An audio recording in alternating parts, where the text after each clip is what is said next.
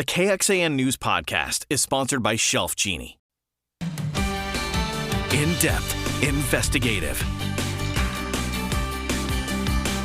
This is KXAN News Today. From schools to local branches, the dispute over books and libraries is heading to the Texas House.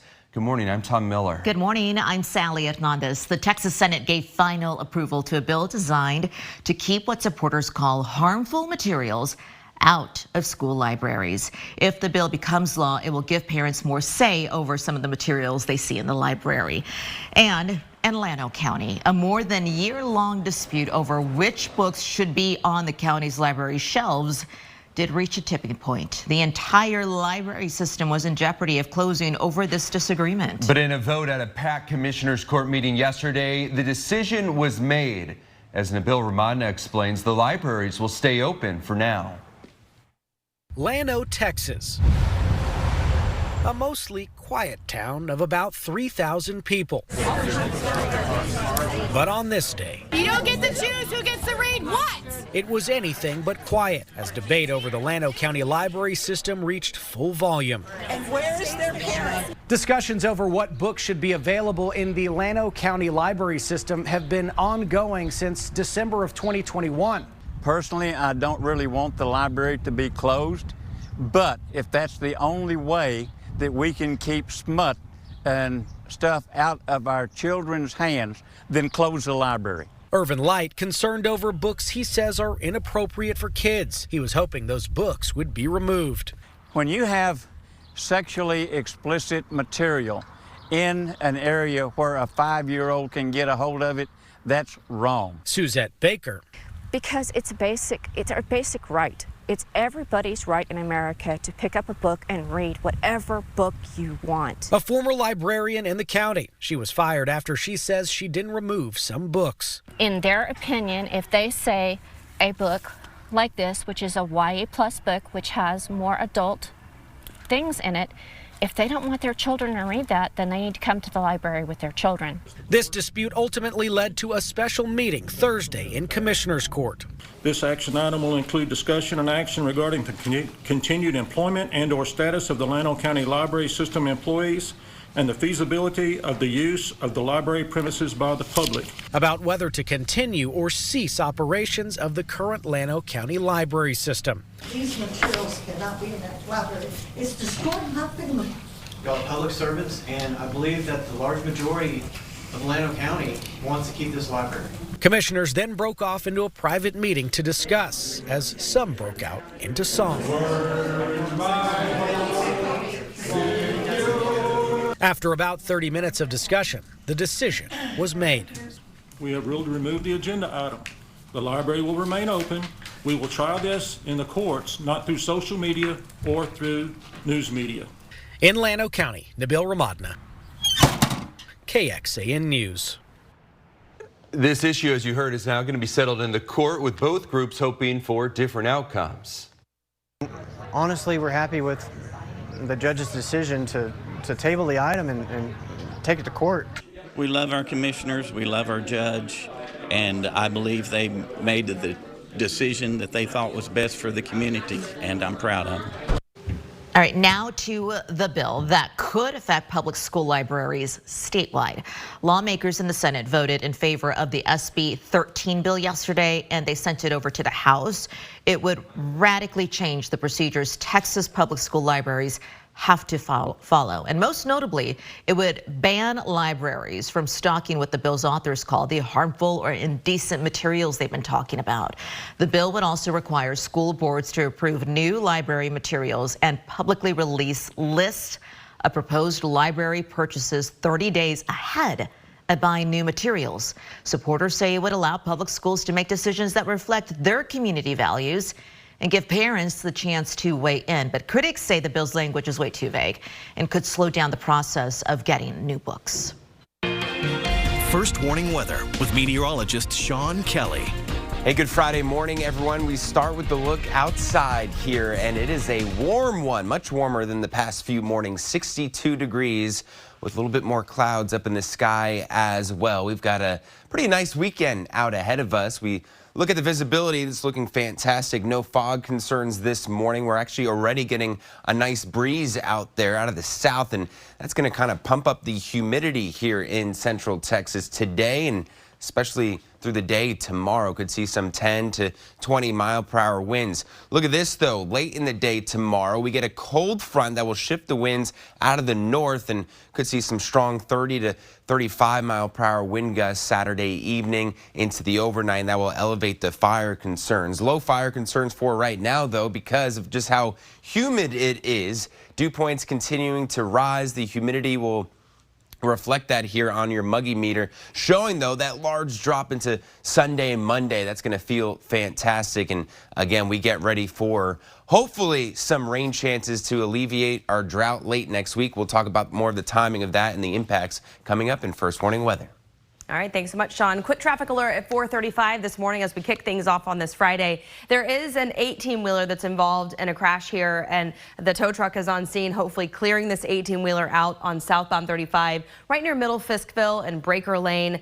If this stays in place, for the next hour or more, it can definitely be a big traffic maker for southbound 35. Anyone coming in from the north right now at 4:35, not causing any sort of significant delay. Tom, Sally. All right, thank you, Erica. Officers still investigating after a person was shot and killed in southeast Austin. Officers got multiple calls around 8 last night about a disturbance and possible death off of Mickelson Drive near Slaughter and I-35. Police have a man in custody. They believe the suspect and victim knew each other. Officers say it's an isolated incident and that there's no current threat to the public. Austin leaders say the city needs more beds for people experiencing homelessness. Yeah, the Salvation Army's shelter in downtown Austin did close its doors, or will do so tomorrow, and that's according to the city. 97 people were staying at that shelter when the closing was announced back in February, but tomorrow is the day. The city said there were none left as of Thursday. Nobody left staying at the shelter. We have an idea of where some of those 97 people who were staying there did go.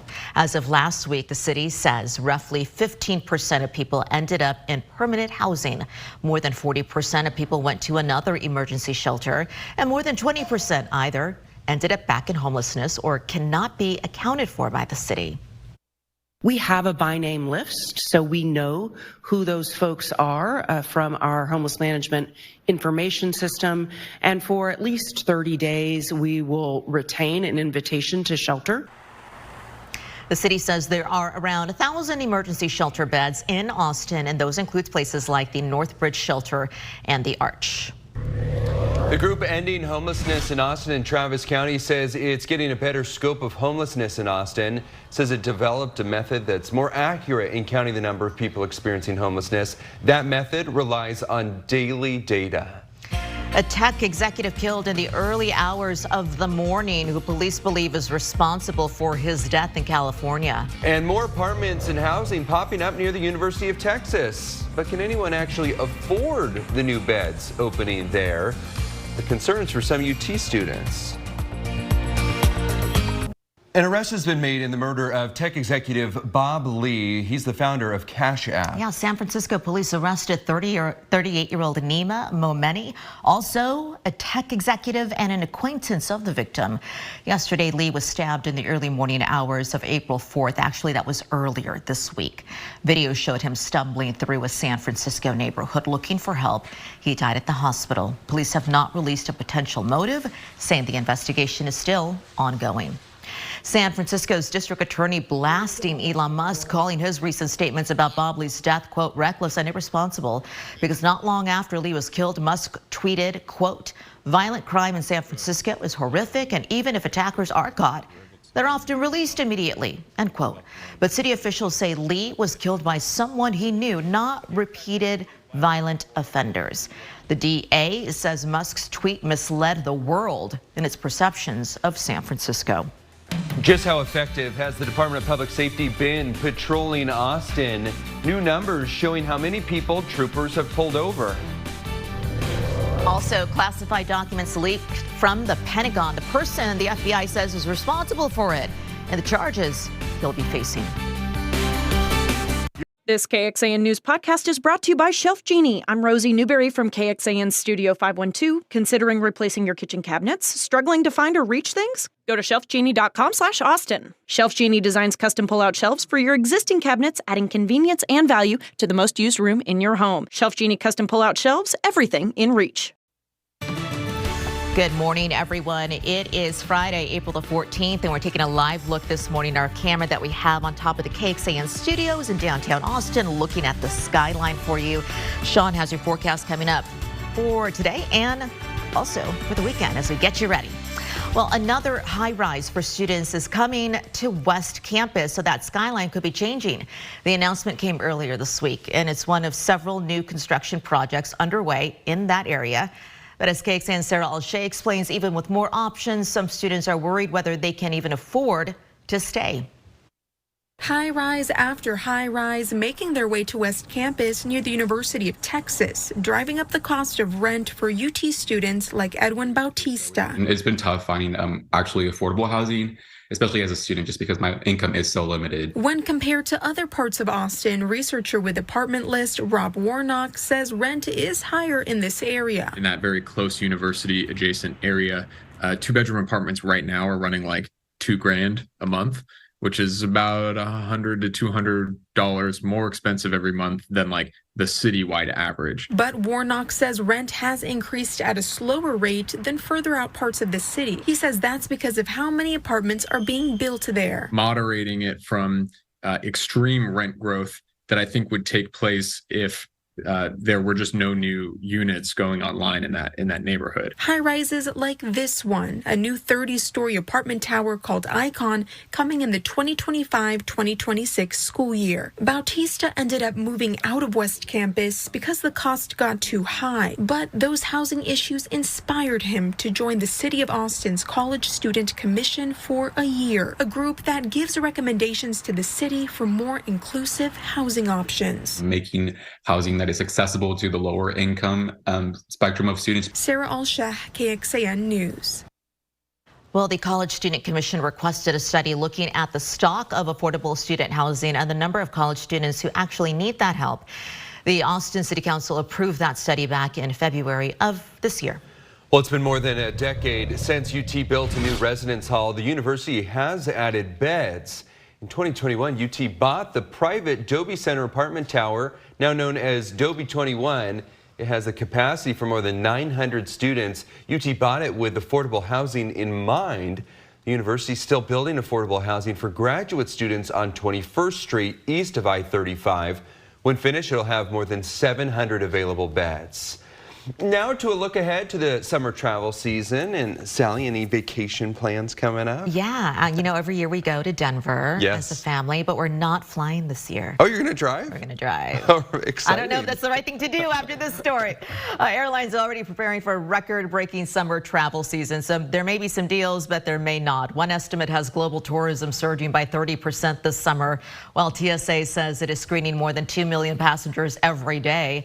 Already coming up on the Today Show, what the major airlines say they are doing to stay ready and the best tips to help avoid the crowds with your own family. Are you flying anywhere? We are going to be flying to California, but last year we drove to California, which was crazy. Yeah, so it was that experience that led to flying? Yeah. Okay, good to know. I just want to get to the beach, but I'm going to probably do a staycation this summer, you know, stay within the state. Yeah.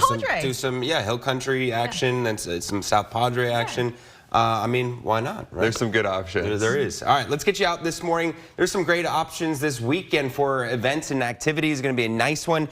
Just prepare for the heat tomorrow. The heat's going to kind of hit you in the face with temperatures climbing into the 90s. It's muggy, and it's going to continue to get more and more muggy out there as temperatures right now as well on the warm side. 62 degrees as you're heading outside on this Friday morning. Happy Friday, everyone. Temperatures here through the next few hours as we make our way even into the afternoon. They warm pretty quickly today under a mostly cloudy sky. We're into the upper 70s. You see the temperatures right now nowhere near as cold as yesterday. Remember the past few mornings we were down into the 40s and 50s. That's not the case out there right now. We're at 59 in Cameron, nice and mild here in Austin, up through Georgetown, 64 in Marble Falls. You'll see across the state we've got this layer of clouds pretty much right center across the Lone Star State. We'll continue to see mostly cloudy to overcast skies at times, even all the way up through the afternoon. Now, there is a low end 10% chance for a spot shower or thunderstorm developing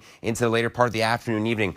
It's so low that this model doesn't even show the chance, but I just want to mention it so you're not completely caught off guard here. But again, that'll be something we'll be looking out for an isolated shower storm for maybe 1 or 2 counties. And then heading into the day tomorrow, hot, humid, breezy, and a cold front moves through. This cold front also could trigger a few isolated showers and some thunderstorms, especially east of the area. Again, low end chance of rain.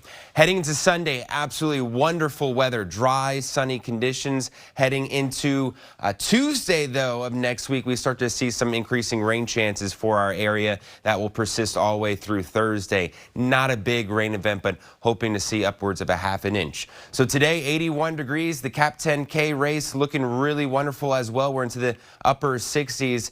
And a check here of your 7-day forecast showing, again, we heat up, then cool back down with rainier conditions by next week. Thank you, Sean. The state fire marshal is still investigating after an explosion and fire killed 19,000 cows. This was at a dairy farm in the middle of the Texas Panhandle. Happened Monday near Demet. One person is in critical condition after being trapped in the facility before being rescued. Early reports indicate 18,000 of the 19,000 cows at the farm were killed by either fire or smoke. Fire marshal hasn't confirmed the cause yet. However, there are early indications that methane may have been involved, igniting an overheated electrical equipment. The Drug Enforcement Administration says it is changing its strategy to fight fentanyl. The agency considers the deadly synthetic opioid what they call the biggest threat. Right now, the focus is targeting organizations responsible for distributing the drug. According to the DEA's Dallas division, more Americans died from fentanyl poisoning last year compared to any other controlled substance.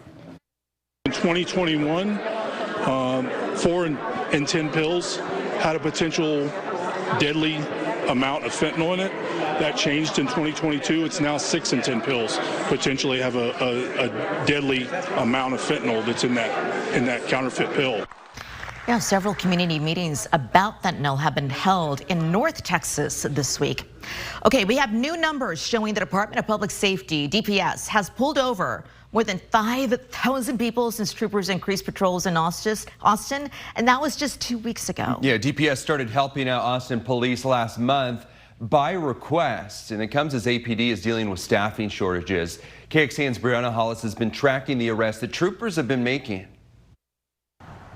We're just inundated with the DPS. I mean, you could just turn, they're everywhere. Susanna Almanza is the president of the Montopolis Neighborhood Association. She worries troopers aren't paying attention to the right thing. Instead of going out and addressing real, hard crimes or, assaults, murder, rapes, the real issues that we think need to be looked at, why spend that much time combing through the neighborhood to see who has an inspection sticker, who has insurance, who doesn't?